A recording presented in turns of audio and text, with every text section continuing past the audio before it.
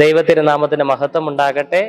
നോമ്പിൻ ദിനങ്ങളിലെ ഈ അനുഗ്രഹപ്രദമായ വചനധ്യാനത്തിലേക്ക് പ്രാർത്ഥനാപൂർവം സ്വാഗതം.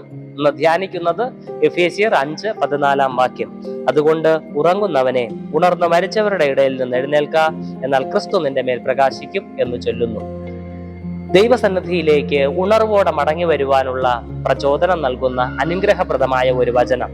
ഈ വചനത്തിലൂടെ 3 അനുഭവങ്ങൾ ധ്യാനിക്കാം. ഒന്നാമതായി, ആത്മീയ ഉറക്കത്തിൽ നിന്ന് ഉണരുക അല്ലെങ്കിൽ എഴുന്നേൽക്കുക. എന്താണ് ആത്മീയമായ ഉറക്കം?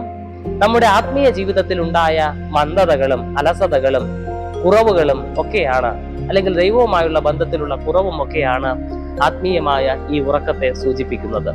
വ്യക്തമായി മനസ്സിലാക്കുക, കപ്പലിന്റെ അടിത്തട്ടിൽ ഉറങ്ങിയ യോനായെ പോലെ നാമും ദൈവവുമായുള്ള ബന്ധം മറന്ന്, നമ്മുടെ ദൗത്യം മറന്ന്, ദൈവം നമ്മെ ഏൽപ്പിച്ചിരിക്കുന്ന ഉത്തരവാദിത്തം മറന്ന് പല ലോക അനുഭവങ്ങളിലും ആയി ഉറങ്ങിപ്പോകുന്ന സാഹചര്യങ്ങളിൽ ആയിരിക്കുന്നു എന്ന് തിരിച്ചറിയുക.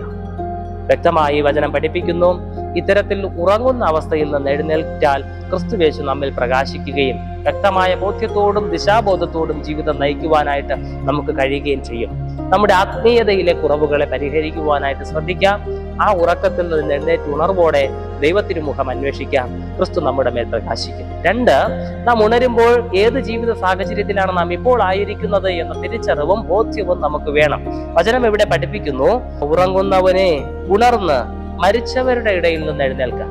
ഇപ്പോൾ ആയിരിക്കുന്ന ഈ അവസ്ഥ മരിച്ചവരുടെ ഇടയിൽ ആണ്. മരിച്ചവരുടെ ഇടയിൽ എന്ന് പറയുമ്പോൾ മരവിപ്പിന്റെ, ജീവനില്ലാത്തതിന്റെ അനുഭവങ്ങളോ അവസ്ഥകളോ ആണ്. ഇത്തരമൊരു സാഹചര്യത്തിൽ നിന്ന് എഴുന്നേൽക്കുവാനായിട്ട് നാം ശ്രമിക്കുമ്പോൾ നമ്മുടെ പഴയ ശീലങ്ങളോ നമ്മുടെ ജീവിതത്തിലെ പഴയ പാപങ്ങളോ ആകുന്ന മരണം നിറഞ്ഞ അല്ലെങ്കിൽ മരവിപ്പ് നിറഞ്ഞ ആ പഴയ അനുഭവങ്ങളെ വിട്ടുകൊണ്ട് ഒരു പുതിയ സൃഷ്ടിയായി പുതിയ ജീവിതം നയിക്കുവാനുള്ള സമർപ്പണത്തോടെ പഴയ സാഹചര്യത്തിൽ നിന്ന് എഴുന്നേറ്റ് പുതിയൊരു ജീവിത അനുഭവത്തിലേക്ക്, ക്രിസ്തുവിലേക്ക് വന്നെടുക്കുവാനായിട്ട് നമുക്ക് സാധിക്കണം. പഴയ സാഹചര്യങ്ങളെ വിട്ടുകൊണ്ട് ദൈവം ഒരുക്കുന്ന സാഹചര്യങ്ങളിലേക്ക്, ദൈവം നയിക്കുന്ന ഇടങ്ങളിലേക്ക് സഞ്ചരിക്കുവാൻ തക്കവണ്ണം നാം പ്രാപ്തരാകണം.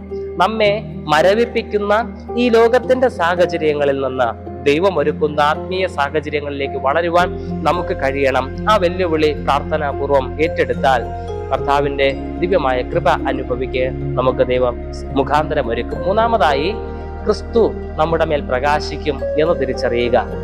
ഉറങ്ങുന്ന അവസ്ഥയിൽ നിന്ന് എഴുന്നേറ്റ് കർത്താവിന് വേണ്ടി നിലകൊള്ളുവാനായിട്ട് ആഗ്രഹത്തോടെ നാം മുന്നോട്ട് വന്നാൽ, മരവിപ്പിന്റെ സാഹചര്യങ്ങളെ മറികടന്ന് മരണത്തിൻ്റെതായുള്ള സാഹചര്യത്തെ തിരിച്ചറിഞ്ഞ് ജീവൻ നൽകുന്ന ക്രിസ്തുവിലേക്ക് അടുത്തു വന്നാൽ, വചനം വ്യക്തമായി ബോധ്യപ്പെടുത്തുന്നു, ക്രിസ്തു നമ്മുടെ മേൽ പ്രകാശിക്കും. പ്രകാശം നമ്മുടെ ജീവിതങ്ങൾക്ക് നല്ലതാണ്. വ്യക്തമായ ബോധ്യവും വഴി കാട്ടുന്ന അല്ലെങ്കിൽ വഴി കാണാകുന്ന സാഹചര്യവും സംജാതമാകുന്നത് വെളിച്ചം നമുക്ക് വ്യക്തമായി ലഭിക്കുമ്പോഴാണ്. ക്രിസ്തു നമ്മുടെ മേൽ പ്രകാശിക്കുമ്പോൾ നമ്മുടെ ജീവിതത്തിന് ശരിയായ ദിശാബോധം കണ്ടെത്തുവാനും ശരിയായ ഇടങ്ങളിലേക്ക് നമ്മുടെ ജീവിതങ്ങളെ നയിക്കുവാനും നമുക്ക് സാധിക്കും. ഇരുട്ടിന് നമ്മുടെ മേൽ അവകാശം ഉണ്ടാവുകയില്ല. ഒരിക്കലും ഇരുട്ടിന് വെളിച്ചത്തിൽ നിലനിൽക്കുവാനും സാധിക്കത്തില്ല. അങ്ങനെയെങ്കിൽ പൈശാചികതയുടെയും ഈ ലോകത്തിന്റെ അന്ധകാരത്തിന്റെ അനുഭവങ്ങളെയും അതിജീവിച്ച് ജീവനുറ്റ അനുഭവങ്ങളിലൂടെ തമ്പുരാനെ മഹത്വപ്പെടുത്തി ജീവിപ്പാൻ ക്രിസ്തു നമ്മുടെ മേൽ പ്രകാശിക്കുമ്പോൾ നമുക്ക് സാധിക്കും.